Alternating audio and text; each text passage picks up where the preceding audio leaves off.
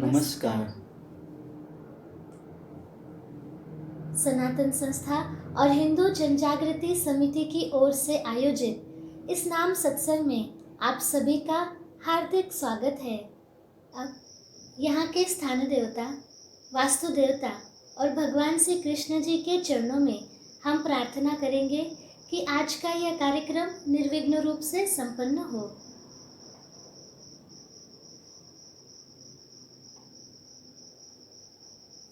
आज के नाम जप सत्संग में प्रार्थना का नाम साधना में महत्व, यह विषय हम समझ कर लेंगे। अब हम नाम सत्संग का प्रारंभ करेंगे। सनातन संस्था के धर्म प्रचारक संत सतगुरु नंद कुमार जादव जी हमारा मार्गदर्शन करेंगे और उसके बाद हम सभी प्रत्यक्ष संतों की वंदनीय उपस्थिति में सामूहिक नाम जप अर्थात अपने अपने स्थान पर एक साथ नाम जप करेंगे। अब मैं सनातन संस्था के धर्म प्रचारक संत सतगुरु नंद कुमार जादव जी से प्रार्थना करती हूँ कि वे हमारा मार्गदर्शन करें। जी, मैं भगवान श्री कृष्ण जी के चरणों में वंदन करता हूँ। आप सभी से अनुरोध है कि आप अपने इष्ट देवता अथवा उपास्य देवता अथवा कुल देवता से प्रार्थना करें कि आज का यह कार्यक्रम हम निर्विघ्न रूप से सुन पाएं। आज सर्वप्रथम हम नामजप साधना में श्रद्धा का महत्व बताने वाली कथा सुनेंगे। समुद्र तट पर एक व्यक्ति चिंता की मुद्रा में बैठा था। इतने में उधर से विभीषण जी आए। उन्होंने उस व्यक्ति से पूछा, क्यों भाई, तुम किस बात की चिंता में डूबे हुए हो? वह व्यक्ति बोला, मुझे समुद्र के उस पार जाना है, परंतु मेरे पास समुद्र पार करने का कोई साधन नहीं है। अब मैं क्या करूं? मुझे इस बात की ही चिंता है। उस पर विभीषण बोले, अरे भाई, इसमें इतना अधिक उदास क्यों होते हो? और ऐसा कहकर विभीषण ने एक पत्ते पर एक नाम लिखा तथा उसकी धोती के पल्लू से बांधते हुए विभीषण ने कहा, इसमें मैंने एक तारक मंत्र लिख दिया है। तू ईश्वर पर श्रद्धा रखकर बिना घबराए पानी पर चलते जाना। तुम अवश्य दूसरे तट पर पहुंच जाओगे। विभीषण के वचनों पर विश्वास रखकर वह व्यक्ति समुद्र की ओर आगे बढ़ने लगा। वह व्यक्ति बिना किसी भय के समुद्र के पानी पर चलने लगा। जब वह समुद्र के बीच में आया तब उसके मन में संदेह हुआ कि विभीषण जी ने ऐसा कौन सा तारक मंत्र लिखकर मेरे धोती से बांधा है कि मैं समुद्र पर सरलता से चल सकता हूँ। मुझे वो देखना चाहिए। उस व्यक्ति ने अपने पल्लू में बंधा हुआ पत्ता खोला और पढ़ा तो उस पर 2 अक्षर में केवल राम नाम लिखा हुआ था। राम नाम पढ़ते ही उसकी श्रद्धा तुरंत ही अश्रद्धा में बदल गई। अरे, ये कोई तारक मंत्र है? ये तो सबसे सीधा साधा राम नाम है। मन में इस प्रकार की अश्रद्धा उपजते ही वह व्यक्ति डूबकर मर गया। इसलिए विद्वानों ने कहा है कि श्रद्धा और विश्वास के मार्ग में संदेह नहीं करना चाहिए। अविश्वास एवं अश्रद्धा से ऐसी कठिन परिस्थितियां निर्मित हो जाती हैं कि मंत्र जप से काफ़ी ऊंचाई तक पहुंचा हुआ साधक भी विवेक के अभाव में संदेह रूपी षड्यंत्र का शिकार हो जाता है और शीघ्र गति से अपना ही पतन कर बैठता है। इसलिए साधारण मनुष्य को तो संदेह की आंच ही गिराने के लिए पर्याप्त है। हजारों लाखों करोड़ों मंत्रों की साधना, जन्मों जन्म की साधना अपने सद्गुरु पर संदेह करने मात्र से नष्ट हो जाती है। हाँ जी। सदगुरु जादव जी, कथा सुनकर याद आया कि प्रसार करते समय लोगों को जब हम नाम जप बताते हैं तब बहुत सारे लोग कहते हैं कि नाम का महत्व समझने पर नाम जप करूँगा। तो क्या ये दृष्टिकोण योग्य है? नहीं, ये तो अयोग्य दृष्टिकोण हुआ। कोई ऐसा विचार करे कि नाम का महत्व समझने पर नाम जप करूँगा, इस अनुचित सोच के स्थान पर पहले नाम जप करके उसका महत्व अनुभव करना उचित होगा। ये और सरलता से समझने के लिए कल्पना कीजिए कि आपके सामने गंगा नदी बह रही है और आपको बहुत प्यास लगी है। ऐसे समय आप क्या करेंगे? पानी पिएंगे या फिर ऐसा विचार करेंगे कि जब तक मुझे गंगा नदी का उगम स्थान और समुद्र से मिलने का स्थान पता नहीं चलेगा तब तक मैं पानी नहीं पीऊँगा? नहीं ना। आप पहले गंगा जल पीकर प्यास बुझाएंगे, उसके पश्चात ही गंगा नदी के विषय में अन्य बातों की जानकारी का विचार करेंगे। यही बात नाम के विषय में है। ऐसा विचार करना अनुचित है कि जब तक मुझे देवता के रूप के बारे में पता नहीं चलता तब तक मैं नाम जप नहीं करूँगा। पहले नाम जप कीजिए, तभी देवता के रूप का ज्ञान होकर मन शांत होगा। नाम साधना में प्रार्थना का भी महत्व है ऐसे कहा जाता है। उस विषय में कृपया विस्तार से हमें बताइए। हाँ, नाम जप में प्रार्थना का बहुत ही महत्व है, वो मैं विस्तार से बताता हूँ। प्रार्थना करने से नाम साधना निर्विघ्न रूप से होती है। जैसे कि आप सभी ने अनुभव किया है कि हम नाम जप सत्संग के आरंभ में स्थान देवता, वास्तु देवता और भगवान श्री कृष्ण जी से कार्यक्रम निर्विघ्न रूप से संपन्न होने हेतु प्रार्थना करते हैं। ऐसा करने से कार्यक्रम निर्विघ्न रूप से होने हेतु ईश्वर का आशीर्वाद हमें प्राप्त होता है। इसलिए नाम जप साधना आरंभ करने के पूर्व हम अपने उपास्य देवता से प्रार्थना कर सकते हैं। वो प्रार्थना मैं अभी बताता हूँ। हे प्रभु, मैं नाम जप आरंभ कर रहा हूँ, आप ही मुझसे यह नाम जप करवा लीजिए। नाम जप अच्छे से हो, उसमें कोई विघ्न न आए, यही आपके चरणों में प्रार्थना है। इस प्रकार की प्रार्थना थोड़े थोड़े समय के उपरांत अनेक बार कर सकते हैं। प्रार्थना करने से साधना में सुधार होता है।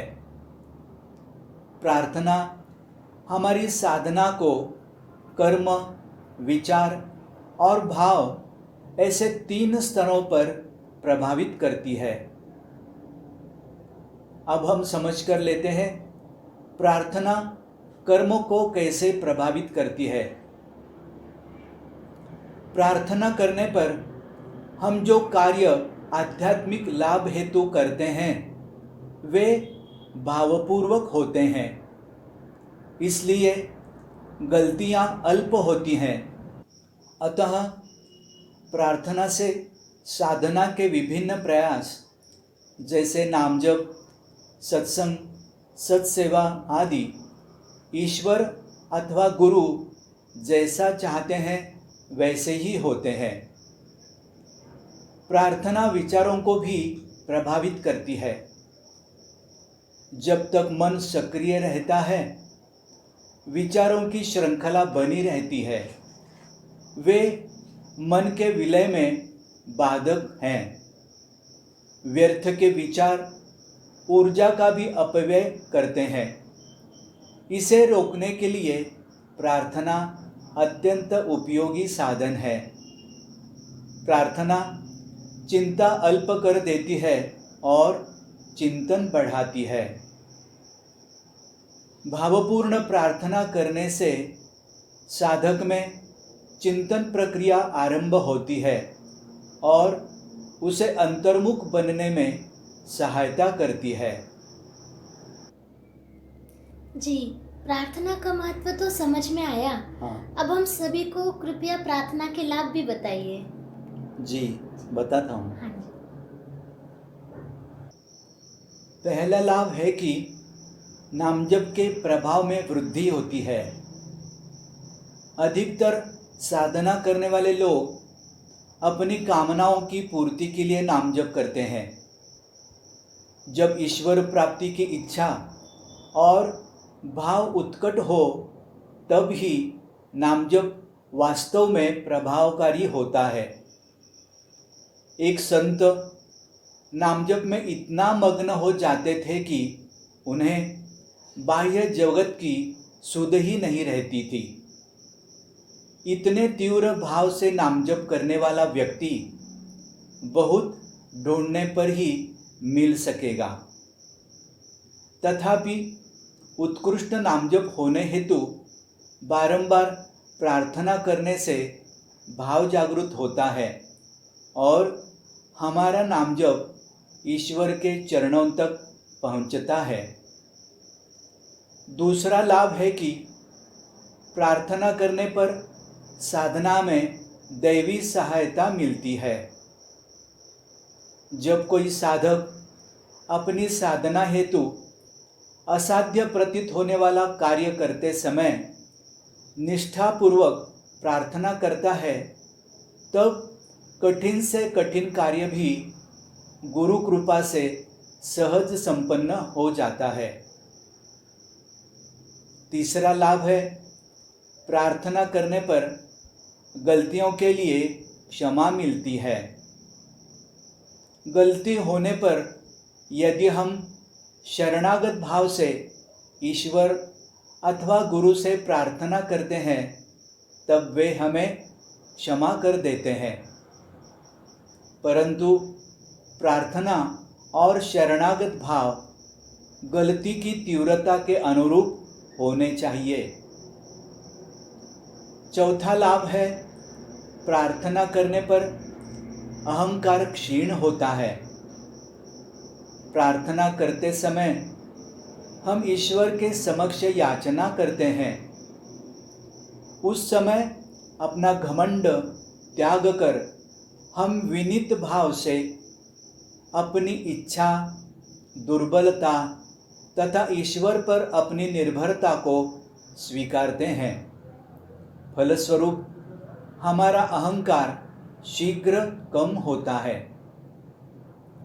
पांचवा लाभ है, प्रार्थना करने से अनिष्ट शक्ति से भी रक्षा होती है। नामजप के समय अनिष्ट शक्तियां साधना में बाधा लाती है। इन अनिष्ट शक्तियों से रक्षा हेतु प्रार्थना एक बहुत ही प्रभावी साधन है।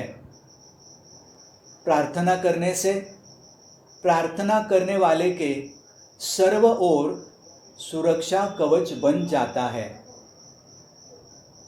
और एक लाभ है, वो है प्रार्थना करने से श्रद्धा में वृद्धि होती है। जब प्रार्थना का उत्तर मिलता है, तब गुरु और ईश्वर के प्रति श्रद्धा बढ़ती है और साधना की यात्रा में श्रद्धा एक अति महत्वपूर्ण घटक है। अब हम आप में से कुछ दर्शकों ने जो शंका पूछी है उसका समाधान करेंगे। जी, एक दर्शक ने पूछा है, मेरा प्रश्न है कि किसी भी देवी का जप करते समय मेरी दाईं आंख से पानी आता है। हाँ तो ऐसा क्यों होता है? हाँ, इस प्रकार के अनुभव होना, इसके पीछे अलग अलग कारण हो सकते हैं। वो कारण मैं बताता हूँ। जी। पहला कारण है, बहुत बार नाम जप करते समय देवी के प्रति भाव उत्पन्न होने से अष्टभाव जागृत हो जाते हैं। आँखों से आंसू आना यह अष्ट सात्विक भाव का ही एक लक्षण होता है। दूसरा कारण है, बहुत बार अनिष्ट शक्ति का शरीर के किसी अंग पर स्थान बन जाता है। नाम जप करते समय शरीर में सकारात्मक ऊर्जा का संचार होता है। ऐसे समय अनिष्ट शक्ति के स्थान पर संचयित नकारात्मक ऊर्जा शरीर के नवद्वारों में से बाहर निकलने लगती है। आँख भी शरीर के नवद्वारों में से एक है। तात्पर्य, आँखों से पानी बाहर आना यह अनिष्ट शक्ति के कष्ट के निवारण का लक्षण भी हो सकता है। अब दोनों में से आपका अनुभव किस श्रेणी का है, यह आपको स्वयं निरीक्षण करना होगा। अब हम नामजप की प्रत्यक्ष कृति करेंगे। नामजप करते समय भगवान श्री कृष्ण के छायाचित्र की ओर देखकर मन का आलंबन यानी मन को एकाग्र करने का प्रयास करें। मन का आलंबन भगवान के चित्र पर करने से मन में आने वाले निरर्थक विचारों की मात्रा अल्प हो जाती है और नामजप अधिक एकाग्रता से होता है। जिनकी प्रकृति आंखें बंद रखकर ध्यान की अवस्था में जप करने की है, वे उसी प्रकार से भी जप कर सकते हैं। नाम जप करने के बाद मन को कैसे लगा, इसका भी हम स्वयं का निरीक्षण करेंगे। और अब नामजप के संबंधी अधिक सूचनाएं श्रीमती क्षिप्रा जी हमें देगी। जी, नमस्कार। अब हम सभी यहाँ पर भगवान श्री कृष्ण जी का नाम जप सामूहिक रूप से करेंगे और इस नाम जप के लिए यहाँ एक ऑडियो लगाया जाएगा। इस ऑडियो की विशेषता ये है कि यह ऑडियो सनातन संस्था की संत सद्गुरु श्रीमती अंजलि गाडगिल जी द्वारा ध्वनि मुद्रित है। यदि आपको अन्य किसी देवता का नाम जप करना हो तो आप ऑडियो म्यूट कर सकते हैं और नाम जप कर सकते हैं। नाम जप का समय पूर्ण होने के पश्चात हम आपको सूचित करेंगे। आज भगवान की कृपा से संतों के सानिध्य में संतों की वाणी के साथ हमें नाम जप करने की संधि प्राप्त हुई है। तो चलिए हम सभी प्रत्यक्ष नाम जप करते हैं।